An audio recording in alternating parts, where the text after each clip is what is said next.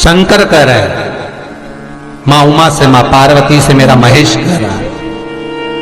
मेरा बाबा भोलेनाथ, मेरा बाबा विश्वनाथ, मेरा त्रिकालदर्शी कैलाशी अविनाशी कह रहा है कि हे पार्वती,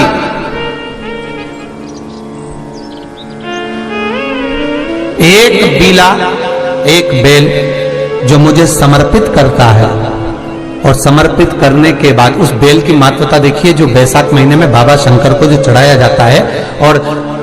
1000 अश्वमेध यज्ञ का पुण्य फल हम प्राप्त कर लेते, मात्र एक फल चढ़ाकर, मात्र एक फल चढ़ाकर। हे पार्वती,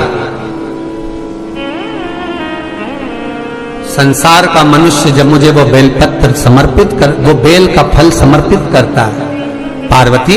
वो फल जो मुझे चढ़ता है, फिर मैं भले नर्मदा के जल से निकला हुआ कंकर शंकर क्यों ना हूं, इस समय पर फिर चाहे मैं गंगा के जल से निकला हुआ कंकर शंकर क्यों ना हूं, चाहे फिर मैं यमुना के जल से निकला हुआ कंकर शंकर क्यों ना हूं, चाहे मैं सरयू के जल से निकला हुआ कंकर शंकर क्यों ना हूं, चाहे मंदाकिनी के जल से निकला हुआ कंकर शंकर क्यों ना हूं, हे पार्वती, फिर जो भी शिवलिंग पर वो बेल समर्पित होता है, वो बेल उठाकर जीव अपने कार्य में ले सकता है। ये मां उमा से कह रहा है। तो उस बेल की महत्वता जानेंगे। अब अपन उस बेल को जानने के लिए वापिस स्कंद पुराण में चले, तो स्कंद पुराण में लिखा हुआ है कि जो बेल बैसाख के महीने में शंकर को चढ़ाया जाता है, वो बेल का फल उठाकर रख लिया जाता है। बैसाख के महीने में उस चढ़े हुए, बाकी का आपको बेल का फल खाना हो तो बात दूसरी, पर चढ़ा हुआ जो बेल का फल है वो पूरा बैसाख नहीं खाना। बैसाख के बाद में अगला जो महीना आए, उस महीने के अंदर उस फल के अंदर का गुर्दा निकालकर उसको सुखा लीजिए, और सुखाकर जिस व्यक्ति को पथरी की बीमारी हो और जिस व्यक्ति को पेट में बहुत भोजन पचता ही नहीं है, पूरा शरीर पाचन क्रिया बेकार हो गई, उस व्यक्ति को केवल 7 दिन तक शंकर पर चढ़ा हुआ वो बेलपत्र प्रदान कर दीजिए, पथरी भी बाहर और पाचन क्रिया भी ठीक, जिंदगी भर तकलीफ नहीं। उस बैसाख में उस फल की इतनी महत्वता बाबा भोलेनाथ स्कंद पुराण, लिंग पुराण, नर्मदा पुराण, पद्म पुराण के अंतर्गत, शिव महापुराण के अंतर्गत वर्णन कर, उसकी महत्वता है। वो बेल का फल साधारण नहीं हो सकता। एक महीने की पूर्णिमा को जिसके घर में दूध की सामग्री बनती हो, दूध की सामग्री तैयार होती हो, खीर प्रसाद तैयार होता हो, उसके घर में कभी क्लेश नहीं हो सकता। बैसाख महीने में पवित्र वृक्ष के जड़ में 1 लोटा जल समर्पित कर देने पर, और वहां की जो रज है उसको मस्तक पर चढ़ा लेने पर 84 लाख योनियों से मुक्ति मिल जाती है। 84 लाख योनियों से। एक नियम बना लो बैसाख महीने से कि बेलपत्र का वृक्ष हो, या पीपल का वृक्ष हो, या तुलसी का पौधा हो, या आंवले का वृक्ष हो, या बट वृक्ष हो, उस वृक्ष के नीचे बैसाख के महीने में जो जल समर्पित करा जाता है, उस जल की पुण्याई इतनी प्रबल हो जाती है कि व्यक्ति के जीवन में जितना पाप कर्म करा होता है वो सब निष्फल हो जाता है, वो सब समाप्त हो जाता है। पूर्णिमा के दिन चावल का एक आखा दाना जानते हो, पूरा खंडित चावल नहीं, कितना चावल, 1 दाना चावल का शंकर भगवान के शिवलिंग पर समर्पित करिए। एक बेलपत्र जिसका डंडी का मुख अपनी ओर हो, जहां से चावल चढ़ाया है, उस चावल के ऊपर अपनी कामना कर रख दीजिए, और चंद्रमौली भगवान का स्मरण करिए। कौन से भगवान? शंकर भगवान का सर्वश्रेष्ठ सुंदर नाम है चंद्रमौली। चंद्रमौली भगवान का स्मरण करिए, अपनी कामना कर बेलपत्र समर्पित कर शिव जी पर 1 लोटा पानी, 1 जल पात्र समर्पित करो, कलश से जल चढ़ा दीजिए, नयनों में वो जल लगाकर अपनी कामना कर वापिस घर को आइए। अगली पूर्णिमा आएगी,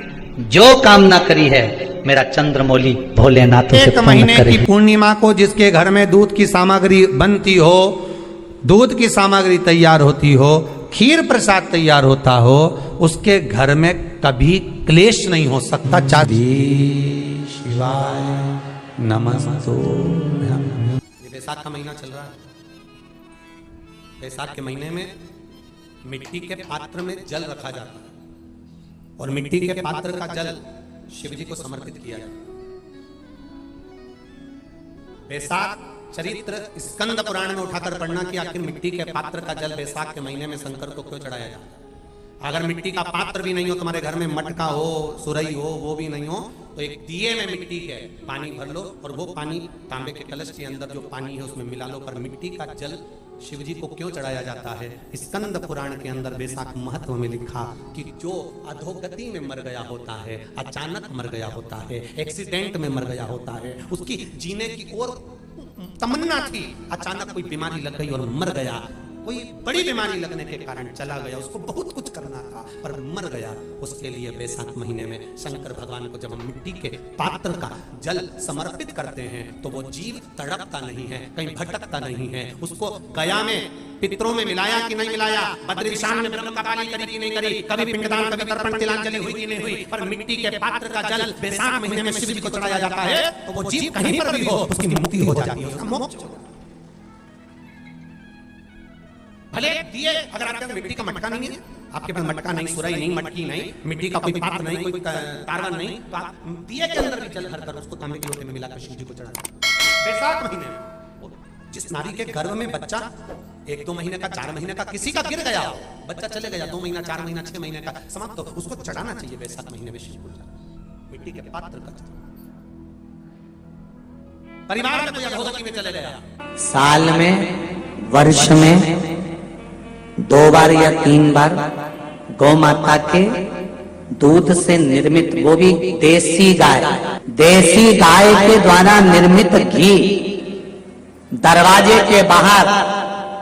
अगर तुम्हारे घर में बहुत अशांति हो रही है, क्लेश हो रहा है, घर में शांति नहीं है, तो गाय के घी की एक बिंदी भी अगर दरवाजे के बाहर मात्र अशोक सुंदरी वाली जगह पर घी को लगाकर उस हाथ की बिंदी को दरवाजे पर लगा दिया जाता है तो घर में से क्लेश समाप्त हो जाता है। जैसे कहते हैं ना, मेरे को अच्छा नहीं लग रहा, बेचैनी हो रही है, मुझे ऐसा लग रहा है कुछ बुरा होने वाला है, घर में अशांति हो रही है, मन अच्छा नहीं लग रहा, मेरा रहने का मन नहीं कर रहा, बाहर निकलो तो अच्छा लगता है, घर में जाओ तो अच्छा नहीं लगता, व्यापार में काम अच्छा नहीं लग रहा, व्यापार अच्छा नहीं चल रहा, जिसके मन में लगता है कि मेरे मन से मुझे अच्छा नहीं लग रहा, मन में अशांति लग रही है, मन में अच्छा नहीं लग रहा, उसको देसी गाय का घी अशोक सुंदरी वाली जगह, अशोक सुंदरी वाली जगह जानते हो ना सब लोगों को मालूम है अशोक सुंदरी वाली जगह? शिवलिंग के सामने जहां से पानी बहता है वहां बीच में एक मोटी सी लाइन होती है, उसको कहते हैं अशोक सुंदरी का स्थान। शंकर भगवान के जितने बच्चे हैं सब शिवलिंग के आसपास में, अशोक सुंदरी बीच में, शंकर भगवान की 5 लड़कियां ऊपर, जया, विषहरा, सामरीबारी, दहुकली, देव, गणेश जी, कार्तिकेय। तो अशोक सुंदरी वाली जगह पर गौ माता के घी का लेपन करने के बाद उस बिंदी को अगर वर्ष में 2 या 3 बार दिया, अपने दरवाजे के बाहर मात्र बिंदी स्वरूप लगाएंगे, तुम्हारी पेंटिंग खराब नहीं होगी, जरा सी बिंदी लगाने से घर की डिजाइन भी खराब नहीं होगी, मात्र 1 उंगली लगा दी, टच कर दी, उतने से मन को आनंद की अनुभूति। एक मिट्टी का पात्र,